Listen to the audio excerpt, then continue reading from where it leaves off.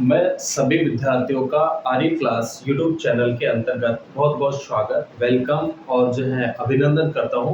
प्रिय विद्यार्थियों, आपका लगातार प्रयास और आपकी निरंतर मेहनत आपको सफलता की सीढ़ी जो है अवश्य प्राप्त होगी। डियर स्टूडेंट्स, लगातार मेहनत करते रहिए तो निश्चित रूप में जो है आपको सफलता प्राप्त होगी। डियर स्टूडेंट्स, डेली क्लास के अंतर्गत जो है आज की हमारी जो क्लास रहेगी वो भारतीय राजनीतिक चिंतक या विचारक के संदर्भ में रहेगी। और विचारक के संदर्भ में हम जो बात करेंगे वो हमारे देश के जो प्रथम जो प्रधानमंत्री जो थे पंडित जवाहरलाल नेहरू जी के संदर्भ में हमारी क्लास रहेगी। ठीक है, तो डियर स्टूडेंट्स, मैं आपको बता दूं कि जो राजनीति विज्ञान है, राजनीति विज्ञान के अंतर्गत मोटे रूप में हम दो प्रकार के विचारकों का अध्ययन करते हैं। एक तो जो है भारतीय राजनीतिक विचारक और एक जो है वेस्टर्न पॉलिटिकल थिंकर्स, पाश्चात्य राजनीतिक विचारक। और जो भारतीय जो राजनीतिक विचारक हैं उनको भी हम दो श्रेणियों में बांटते हैं। एक तो जो है प्राचीन भारतीय राजनीतिक विचारक और एक जो है आधुनिक भारतीय राजनीतिक विचारक। तो डियर स्टूडेंट्स, मैं आपको बता दूं कि जो प्राचीन भारतीय राजनीतिक विचारक है, देखिए हम भारतीय राजनीतिक विचारकों को भी दो श्रेणियों में बांटते हैं। एक तो जो है प्राचीन भारतीय राजनीतिक विचारक, प्राचीन भारतीय राजनीतिक विचारक, प्राचीन भारतीय राजनीतिक विचारक। और दूसरे नंबर के जिन विचारकों का हम अध्ययन करते हैं उनको हम आधुनिक भारतीय राजनीतिक विचारकों के नाम से जानते हैं। आधुनिक भारतीय राजनीतिक विचारक। ठीक है, आधुनिक भारतीय राजनीतिक विचारक।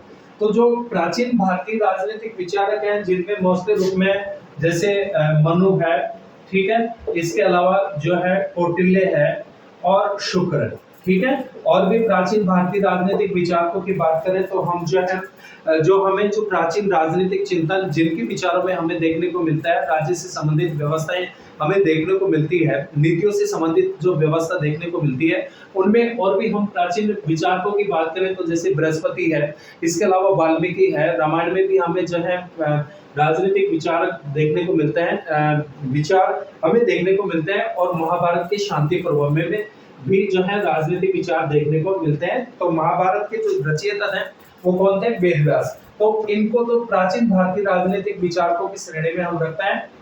और दूसरे जो टाइप के जो विचारक हैं जिनको हम आधुनिक भारतीय राजनीतिक विचारकों के नाम से जानते हैं, और आधुनिक भारतीय राजनीतिक विचारकों में मुख्य रूप से जो है भारत में सामाजिक पुनर्जागरण के पिता के नाम से जिनको जाना जाता है राजा राम मोहन राय को। ठीक है, इनको जाना जाता है राजा राम मोहन राय को। तो राजा राम मोहन राय भारत में सामाजिक पुनर्जागरण के अग्रदूत हैं, पिता हैं। और इनके प्रयासों से जो है 1829 में लॉर्ड विलियम बेंटिक के द्वारा सती प्रथा पर क्या लगाई जाती है? रोक लगाई जाती है, जो कि अमानवीय और क्रूर जो है क्या थी? प्रथा थी। डियर स्टूडेंट्स, मैं आपको बता दूं कि उस समय भारतीय समाज अस्वस्थ समाज था। हमारे समाज में अनेक तरह की कुरीतियां, अंधविश्वास, पाखंडवाद, रूढ़िवादिताएं और अनेक ऐसी क्रूर प्रथाएं थी जिनका कोई वैज्ञानिक आधार नहीं था। तो उस समय जैसे जैसे जो है समय समय पर हमारे यहाँ पे अनेक महान सुधारकों का जो है प्रादुर्भाव होता है, सामाजिक सुधारकों का जो है जन्म होता है, जिन्होंने समाज को नई दिशा दी। और इन पाखंडवाद, अंधविश्वास और रूढ़िवाद का जो है प्रबल रूप से इन्होंने विरोध किया, न केवल अपने वैचारिक आधार पर ही बल्कि उसके लिए उनको दूर करने के लिए इन्होंने अपना संपूर्ण जीवन जो है समर्पित कर दिया। और इस प्रकार से बहुत सारी जो प्रथाएं थी, कुरीतियां थी, अंधविश्वास थे, उन पे क्या लगती है? रोक लगती है। तो सर्वप्रथम राजा राम मोहन राय जी के प्रयासों से भारतीय समाज में 1829 में लॉर्ड विलियम बेंटिक के द्वारा जो है सती प्रथा को अवैध करार दिया जाता है और इस पर कानूनी रूप से क्या लगी? रोक लगी। तो राजा राम मोहन राय इसके बाद में आध्यात्मिक रूप में और जो है राष्ट्रवाद के जिनके चिंतन के अंतर्गत जो है राष्ट्रवाद के जो तत्व हमें दिखाई देते हैं, दयानंद सरस्वती जी हैं। इसके अलावा स्वामी विवेकानंद जी, बाल गंगाधर तिलक, गोपाल कृष्ण गोखले और भी जो है महात्मा गांधी, पंडित जवाहरलाल नेहरू जी, और जो है इसके अलावा जेपी नारायण है, जयप्रकाश नारायण और राम मनोहर लोहिया जी। ठीक है, और इस तरह के जो विचारक हैं उनको हम आधुनिक भारतीय राजनीतिक विचारकों के नाम से जानते हैं। ठीक है, तो डियर स्टूडेंट्स, राजनीतिक विचारकों को, भारतीय राजनीतिक विचारकों को भी हम दो श्रेणियों में मोस्टली रूप में रखते हैं। एक तो प्राचीन भारतीय राजनीतिक विचारक और एक जो है आधुनिक भारतीय राजनीतिक विचारक। और राजनीति विज्ञान के अंतर्गत दूसरे प्रकार के जो विचारक हैं उनको हम पाश्चात्य वेस्टर्न पॉलिटिकल थिंकर्स के नाम से। तो उनमें भी जो है पाश्चात्य राजनीतिक चिंतन को भी हम दो भागों में मोस्टली रूप में देखें तो एक तो प्राचीन और एक जो है आधुनिक। तो प्राचीन में जैसे प्लेटो है, अरस्तु है, सुकरात है, और इससे पहले सुकरात से पहले के जो विचारक थे जिनको सोफिस्ट विचारकों के नाम से जो है जाना जाता है, जो शिक्षा देते थे लेकिन शिक्षा के बदले में क्या लेते थे, फीस लेते थे। तो सोफिस्ट विचारक, इसके अलावा जो है प्लेटो, अरस्तु और इस तरह के जो प्राचीन पश्चिमी राजनीतिक विचारक है। और आधुनिक की बात करें तो आधुनिक में जैसे मैकियावेली हो गया, इसके अलावा हॉब्स, लॉक, रूसो, बेंथम, इसके अलावा जो है और भी बात करें तो जेम्स मिल, ठीक है, जॉन स्टुअर्ट मिल, तो लास्की है, हेराल्ड जोसेफ लास्की है। तो वहां पे भी जो है हमें दो श्रेणियों में जो है विचारकों का हम क्या करते हैं, अध्ययन करते हैं। तो डियर स्टूडेंट्स, आज का जो हमारा टॉपिक है वो भारतीय राजनीतिक विचारक के रूप में जो है मुख्य रूप से जो है हम जो बात करेंगे महत्वपूर्ण बिंदुओं पर, वो पंडित जवाहरलाल नेहरू जी के संदर्भ में अपन देखेंगे। देखिए, मैं आपको बता दूं कि इनका जन्म 14 नवंबर 1889 को, ध्यान रखना, पंडित जवाहरलाल नेहरू जी का जन्म, इनका जन्म जो है कब, आपको ध्यान रखना है 14 नवंबर, ठीक है, इनका जन्म 14 नवंबर 1889 को, 1889, 89, ठीक है, 14 नवंबर 1889 को इलाहाबाद में हुआ, ठीक है, कहां पे हुआ, इलाहाबाद में इनका क्या होता है, जन्म हुआ। इलाहाबाद में जो है इनका क्या हुआ, जन्म हुआ, ठीक है। इसलिए प्रतिवर्ष जो है 14 नवंबर को जो है बाल दिवस के रूप में भी मनाया जाता है, क्योंकि नेहरू जी जो थे वो बच्चों से बड़ा स्नेह और प्यार रखते थे, और जो बच्चे जो थे वो इनको चाचा के नाम से जो है पुकारते थे। तो जो है बाल दिवस के रूप में भी जो है इनको 14 नवंबर को जो है बाल दिवस के रूप में मनाया जाता है। तो डियर स्टूडेंट्स, इनका जो जन्म होता है 14 नवंबर 1889 को, कहां पे हुआ, इलाहाबाद में हुआ। और जो महत्वपूर्ण बात है कि 1912 में ये कांग्रेस में क्या हुई, शामिल हुए, ठीक है। 1912 में इनकी शिक्षा की बात करें तो बैरिस्टर की डिग्री इन्होंने प्राप्त की थी, और 1912 में ये कांग्रेस में क्या होता है, शामिल होता है। 1912 में ये कांग्रेस में शामिल हुए, कांग्रेस में क्या होता है, शामिल होता है। प्रिय विद्यार्थियों और साथियों, मैं आपको बता दूं कि जो कांग्रेस था, कांग्रेस पहले राजनीतिक पॉलिटिकल पार्टीज के रूप में नहीं थी, बल्कि कांग्रेस एक राजनीतिक संस्था के रूप में थी। और कांग्रेस की जो स्थापना होती है वो 28 दिसंबर 1885 को हुई थी। कब हुई थी, 28 दिसंबर 1885 को, ठीक है। कांग्रेस की क्या होती है, स्थापना होती है, किसने की थी, ए ओ होम ने, ए ओ होम। इनका जो पूरा नाम था एलन ऑक्टेवियन होम था, और जो कि ब्रिटिश सिविल अधिकारी थे। ये इनके मस्तिष्क की उपज थी। इनका ये मानना था कि भारतीय जनता की जो आवाज थी और जो विरोध के स्वरूप में समय समय पर जो है ब्रिटिश शासन के खिलाफ भारतीय जनता की आवाज देखने को मिलते थे।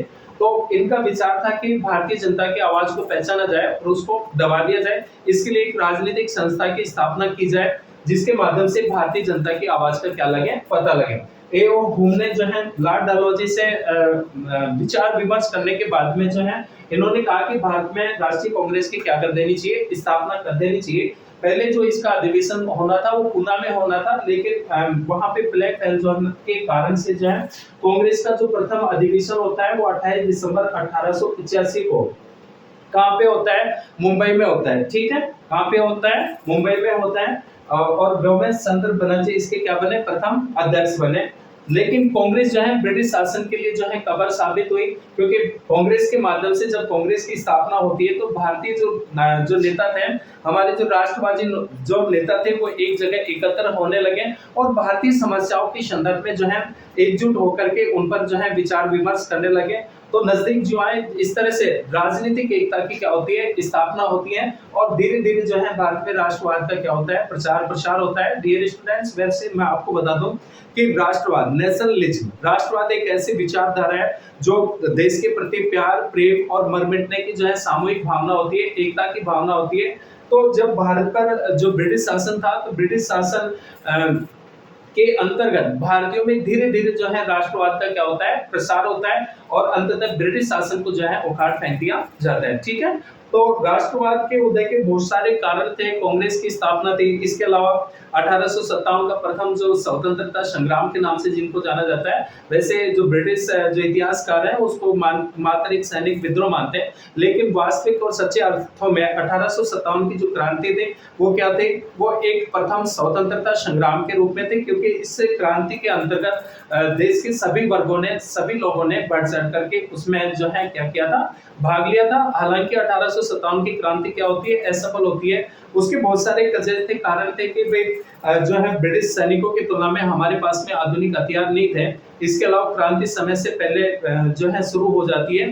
क्रांति का प्रसार पूरे देश में नहीं हो पाता है। यातायात और संचार के साधनों का क्या था, अभाव था, और कई जो देसी लालच थे, राजा थे, वो ब्रिटिश जो कंपनी थी, ईस्ट इंडिया कंपनी, उसे वो जाम में लेते। ठीक है, इस प्रकार से 1857 की क्रांति असफल हुई, लेकिन 1857 की क्रांति का जो महत्वपूर्ण जो परिणाम या रिजल्ट जो सामने निकल कर के आया, वो अगले वर्ष 1858 में ब्रिटिश सरकार के द्वारा जो है भारत में सत्ता हस्तांतरण और श्रेष्ठ सुधार हेतु अधिनियम क्या किया जाता है, पारित किया जाता है, जिसके द्वारा भारत का जो शासन था वो सीधा किसके अधीन हो जाता है, ब्रिटिश सरकार के अधीन हो जाता है, क्राउन के अधीन हो जाता है, और कंपनी के शासन की क्या कर दी जाती है, समाप्ति कर दी जाती है। तो कांग्रेस ने भी जो है भारत में राष्ट्रवाद के उदय में महत्वपूर्ण क्या दिया, योगदान दिया। इसके अलावा अंग्रेजों की आर्थिक शोषण की नीति, इसके अलावा देसी साहित्य और समाचार पत्रों का योगदान, इसके अलावा भारत में सामाजिक और धार्मिक सुधार आंदोलन, इसके अलावा बहुत सारे जो सामाजिक जो सुधारक हैं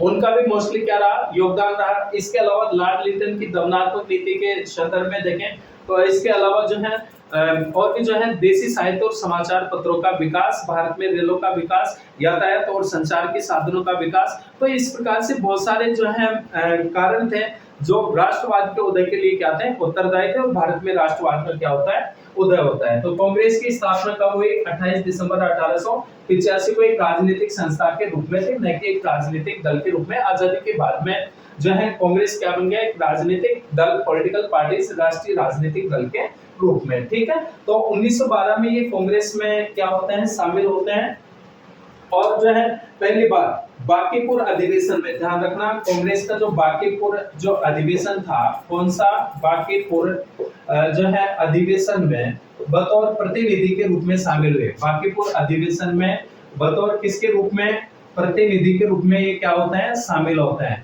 ठीक है, प्रतिनिधि के रूप में ये क्या हुए, शामिल हुए। ठीक है, कौन से अधिवेशन में, बांकीपुर अधिवेशन में। डियर स्टूडेंट्स, इनके जो पिता थे वो कौन थे, मोतीलाल नेहरू थे। ठीक है, तो बांकीपुर अधिवेशन में ये बतौर प्रतिनिधि के रूप में क्या होते हैं, शामिल होते हैं। इसके अलावा जो है और महत्वपूर्ण जो बातें हैं कि कांग्रेस ने जो है इसी अधिवेशन में जो है कांग्रेस ने इसके अलावा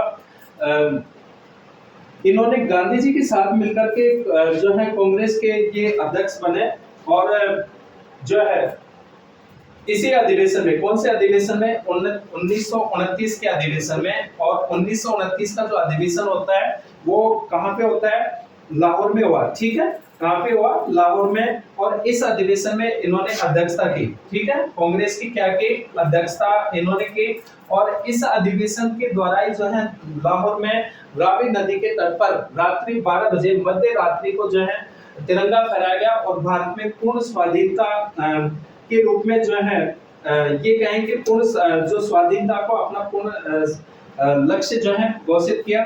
और प्रत्येक वर्ष जो है 26 जनवरी को जो है स्वाधीनता दिवस के रूप में जो है मनाने का क्या लिया गया, निर्णय लिया गया। ठीक है, और इसी ऐतिहासिक दिन को यादगार बनाने के लिए जो है भारतीय संविधान को हालांकि 26 नवंबर 1949 को क्या कर लिया जाता है, अंगीकार कर लिया जाता है, अधिनियमित कर लिया जाता है, आत्मार्पित कर लिया जाता है।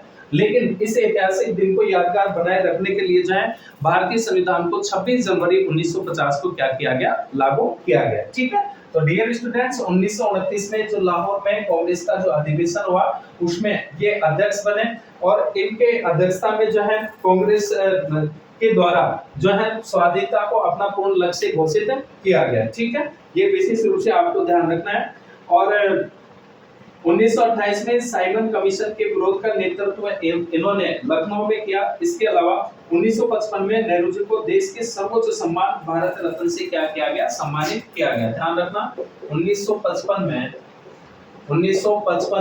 इनको भारत रत्न से क्या किया जाता है, सम्मानित किया जाता है। भारत रत्न से क्या किया जाता है, सम्मानित किया जाता है। ठीक है, अंतरिम सरकार में भी जो है ये क्या बनते हैं, प्रधानमंत्री बनते हैं और देश के क्या थे, प्रथम प्रधानमंत्री थे। इसके अलावा नेहरू जी के संदर्भ में और जो हम महत्वपूर्ण बातें देखें कि पंडित जवाहरलाल नेहरू, क्योंकि आजादी के बाद में देश में जो सरकार बनी और प्रथम जो प्रधानमंत्री बने पंडित जवाहरलाल नेहरू जी को भारतीय विदेश नीति का जो है निर्माता के नाम से भी जो है जाना जाता है। इसके अलावा परिशील सिद्धांतों के क्षेत्र में जो है और गुटनिरपेक्षता की नीति में भी इनका बड़ा ही महत्वपूर्ण क्या था, योगदान था। ठीक है, और बात करते हैं अपन कि पंडित जवाहरलाल नेहरू राजनीति में सत्य का समावेश चाहते थे। ध्यान रखना, राजनीति में किसका समावेश, राजनीति में सत्य का ये समावेश चाहते थे। ठीक है, राजनीति में सत्य का समावेश चाहते थे, लेकिन गांधी जी की जो सत्य की जो धारणा थी उसके रूप में नहीं। ठीक है, इनका अलग था क्योंकि ये यथार्थवादी थे और ये कहें कि सत्य की इनकी जो अवधारणा थी वो गांधी जी की आध्यात्मिकता के लिए नहीं थी, जबकि गांधी जी की सत्य की धारणा आध्यात्मिकता से जुड़ी हुई थी और ये पारलौकिक सत्य की बजाय यथार्थ सत्य को मानते थे। ठीक है, कौन सी सत्य को, यथार्थ सत्य को।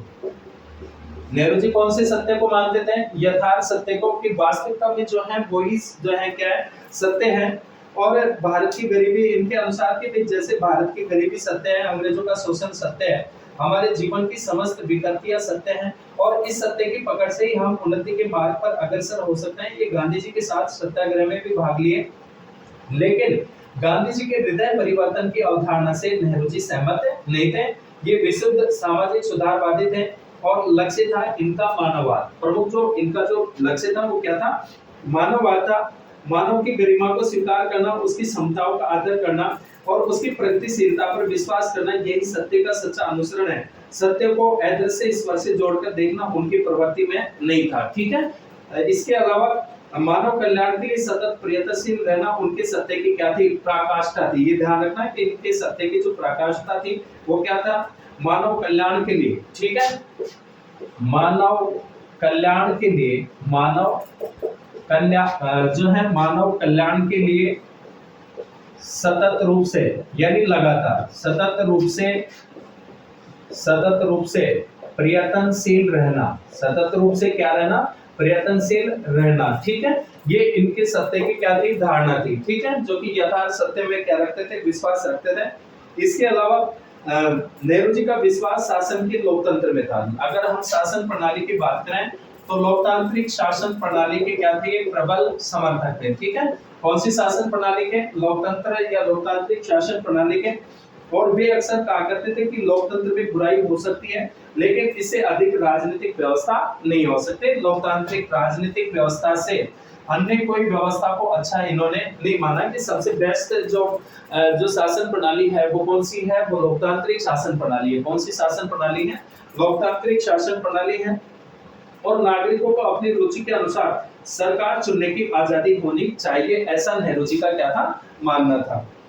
इसके अलावा जो है इसके लिए सबसे अच्छी व्यवस्था है संसदीय लोकतंत्र को इन्होंने अच्छा बताया। संसदीय लोकतंत्र में प्रत्येक व्यक्ति को अपना प्रतिनिधि जो है महसूस करता है और पंडित नेहरू व्यक्तिगत स्वतंत्रता को अत्यंत महत्वपूर्ण मानते थे। वे बराबर कहा करते थे कि व्यक्ति की सत्ता को राज्य के हित में दांव पर नहीं लगाया जा सकता और राष्ट्र का हित उसमें रहने वाले व्यक्तियों के हित से जुड़ा होता है। लेकिन वे यह भी महसूस करते थे कि जब तक आर्थिक समानता नहीं आएगी व्यक्तिगत वोट का कोई महत्व नहीं है। लोकतांत्रिक व्यवस्था को साधन जो है माना जा सकता है। जिस लोकतंत्र में भूख और दरिद्रता हो वह लोकतंत्र वास्तव में नहीं हो सकता। इसके लिए उन्होंने एक समाजवादी दृष्टिकोण की आवश्यकता महसूस की जिसका क्रियान्वयन भी जो है किया गया। ठीक है, जिस प्रकार से भारतीय जो है संविधान के अंतर्गत हमारे जो कॉन्स्टिट्यूशन की जो प्रिंसिपल्स है, प्रस्तावना है, उसमें जो है 42 संविधान संशोधन के द्वारा जो है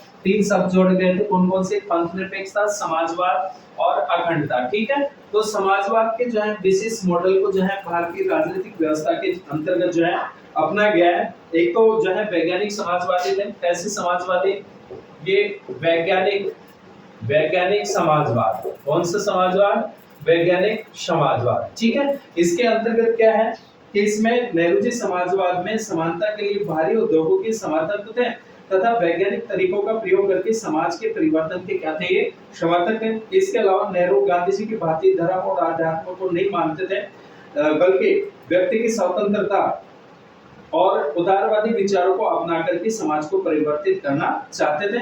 और लोकतांत्रिक समाजवाद की इनकी मोस्टली क्या थी? धारणा थी। ठीक है, इसके अलावा उदारवादी राष्ट्रवाद भी जो है इनका मोस्टली रूप में था कि नेहरू जी के राष्ट्रवाद की धारणा में अंतरराष्ट्रवाद के तत्व भी देखने को मिलता है। ठीक है, कौन से तत्व? अंतरराष्ट्रवाद, यानी संपूर्ण विश्व क्या है? एक परिवार है। वसुधैव कुटुंबकम की भावना में क्या रखते थे? विश्वास रखते थे कि संपूर्ण विश्व को जो है एक परिवार मान करके जो है चलते थे। तो अंतरराष्ट्रवाद के तत्व भी दिखाई देते हैं। ये राष्ट्रवाद और राष्ट्रवाद को अंतरराष्ट्रवाद की पूर्व शर्त मानते थे। इनका मानना था कि भारत अपनी स्वतंत्रता और विश्व के मामलों में प्रभावशाली स्थिति प्राप्त करने के लिए बिना अंतर्राष्ट्रीय शांति और मानव कल्याण के लिए किए जाने के प्रयत्नों के सार्थक भूमिका नहीं निभा सकता।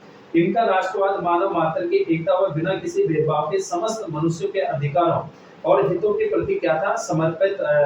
समर्पण पर आधारित था।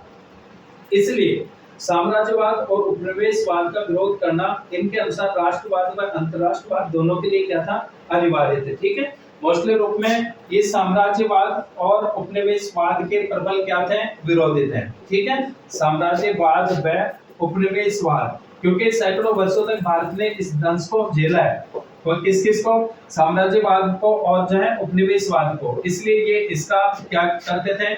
इसका प्रबल जो है इन्होंने क्या किया? इसका प्रबल इन्होंने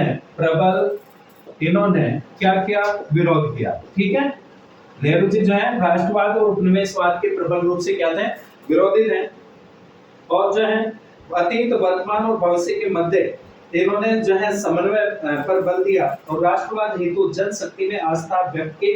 भारत के कल्याण हेतु भारत की स्वाधीनता जो है अनिवार्य है, इन्होंने ये बताया कि इसके अलावा राष्ट्रवाद अंतरराष्ट्रवाद की पूर्व शर्त है और भारत स्वतंत्र होकर ही विश्व शांति में अपना योगदान दे सकता है, ऐसा नेहरू जी का मानना था। ठीक है, और पंचशील गुटनिरपेक्षता इनकी विदेश नीति का प्रमुख क्या था? आधार था। ठीक है, विदेश नीति जो दूसरे देशों के प्रति एक जो राष्ट्र होता है वो अपने राष्ट्रीय हितों को ध्यान में रख करके और दूसरे देशों के प्रति जो नीति अपनाता है उसको जो है किसके नाम से जाना जाता है? विदेश नीति के नाम से जाना जाता है। किसके नाम से जाना जाता है? विदेश नीति।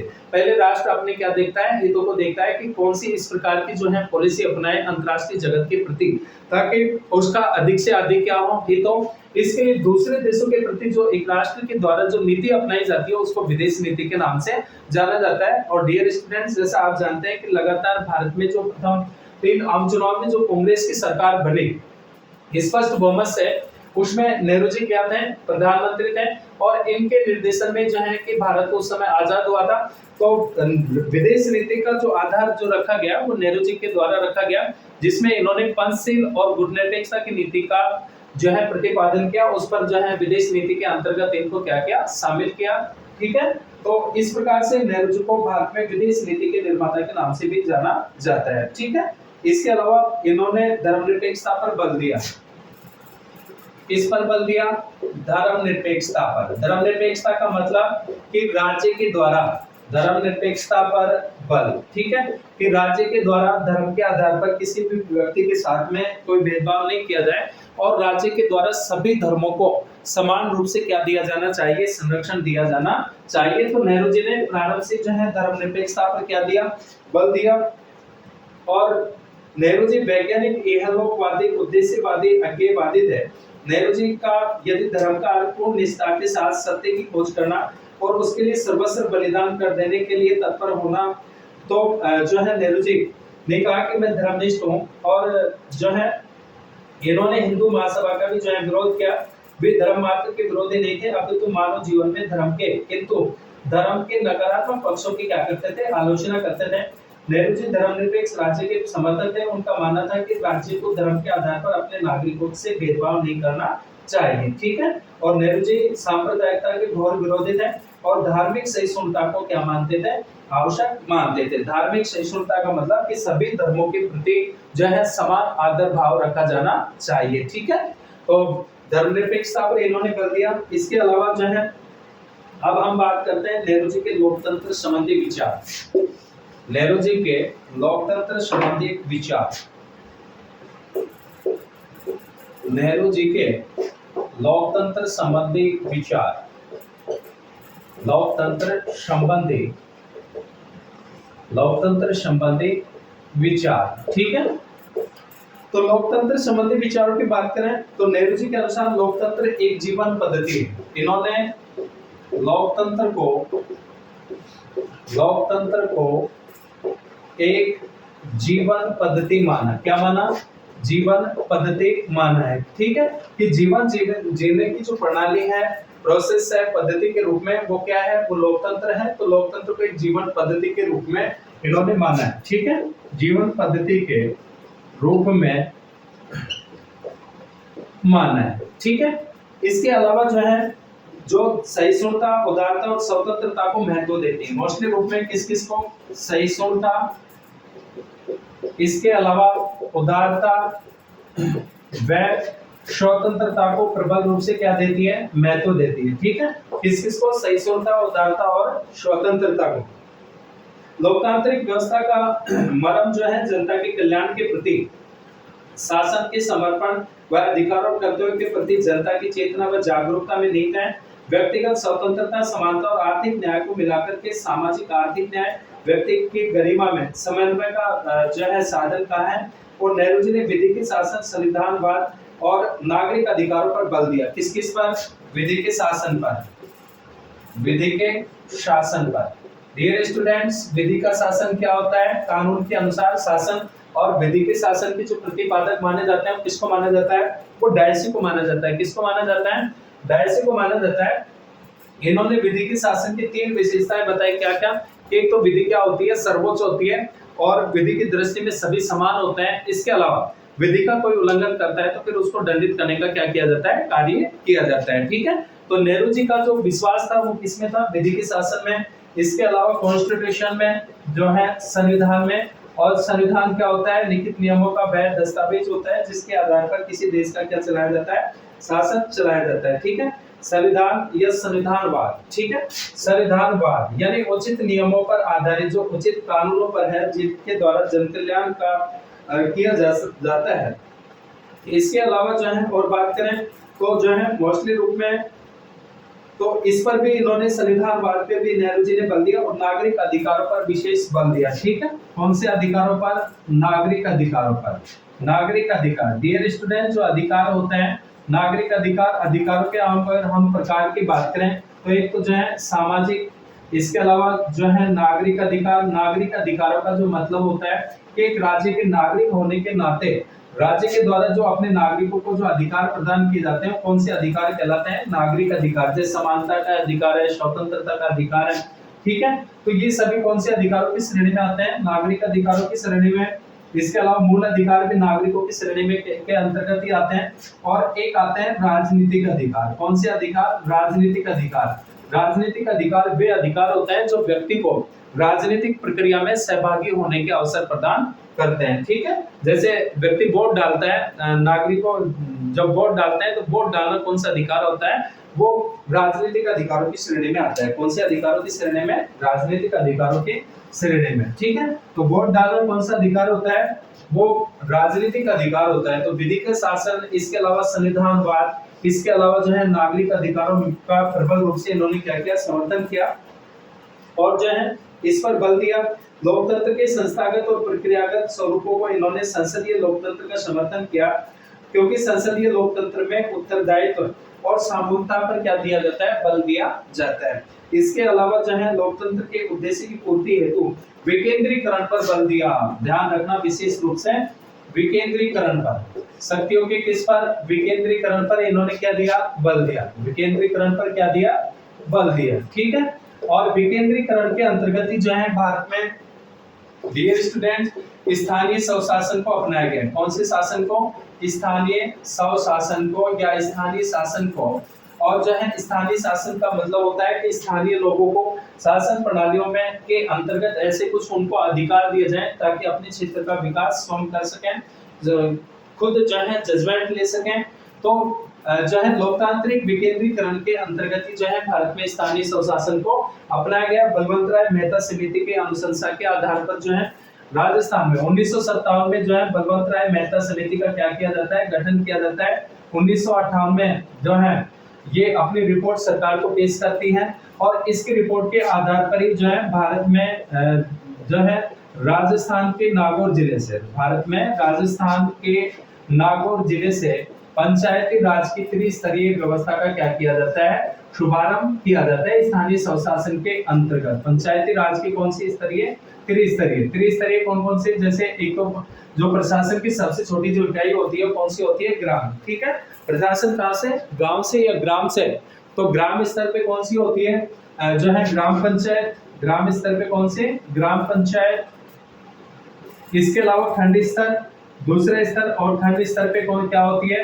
खंड स्तर पे पंचायत समिति। कौन सी समिति? पंचायत समिति। ठीक है, और इसके बाद में जिला स्तर, तीसरा स्तर, और जिला स्तर पे कौन सी संस्था? जिला परिषद। ठीक है, जिला परिषद। तो लोकसभा की भांति इनका जो कार्यकाल है वो भी कितना रखा गया है? 5 वर्ष। ठीक है, इनके हम प्रमुख पदाधिकारियों की बात करें तो ग्राम पंचायत में कौन होता है? सरपंच होता है, उप सरपंच होता है, और सरपंच का निर्वाचन प्रत्यक्ष रूप से होता है।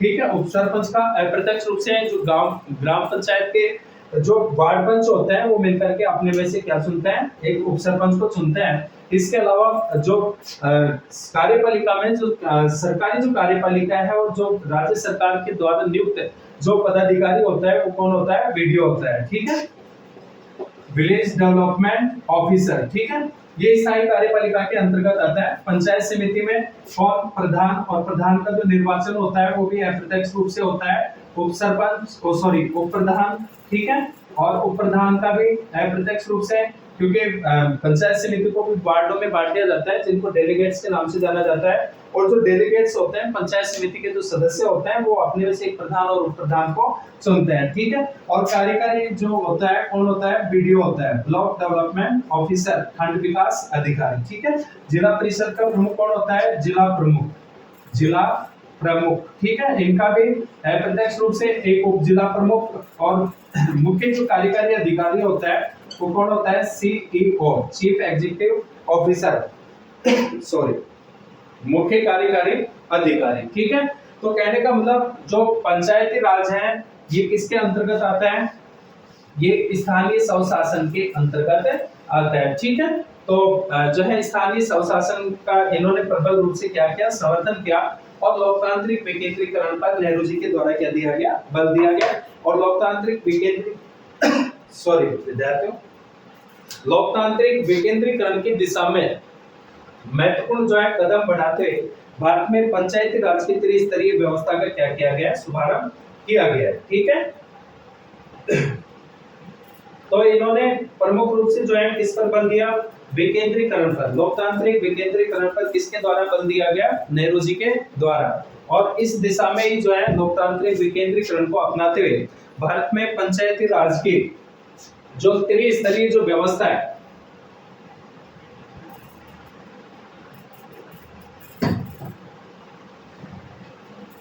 उसका क्या किया जाता है? शुभारंभ किया जाता है। ठीक है, और जो स्थानीय स्वशासन भारत में देखते हैं तो दो रूपों में है। एक तो नगरीय स्वशासन में, कौन सा स्वशासन? नगरीय स्वशासन। और एक जो है ग्रामीण स्वशासन। एक ग्रामीण हो गया और एक कौन सा हो गया? नगरीय। ठीक है, तो ग्रामीण में क्या है? त्रिस्तरीय व्यवस्था। कौन सी व्यवस्था? त्रिस्तरीय।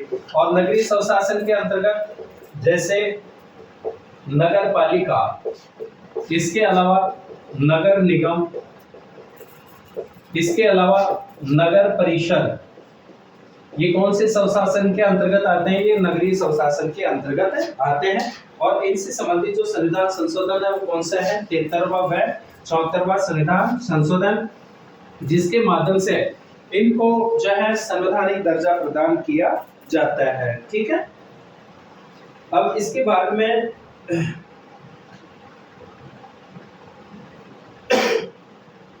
आगे जो हम बात करते हैं वो मार्क्सवाद और साम्यवाद के प्रति इनका जो दृष्टिकोण है उसके संदर्भ में बात करेंगे। ठीक है, तो डियर स्टूडेंट्स, और महत्वपूर्ण बिंदुओं पर हम जो है हमारे जो है भारतीय राजनीतिक चिंतक के रूप में नेहरू जी के रूप में हमारी जो है सेकंड क्लास रहेगी। वहां पे अपन और इनके संदर्भ में महत्वपूर्ण जो बिंदु है, महत्वपूर्ण जो संदर्भित जो बातें हैं उनके संदर्भ में अपन चर्चा करेंगे। तब तक सभी विद्यार्थियों का बहुत बहुत धन्यवाद।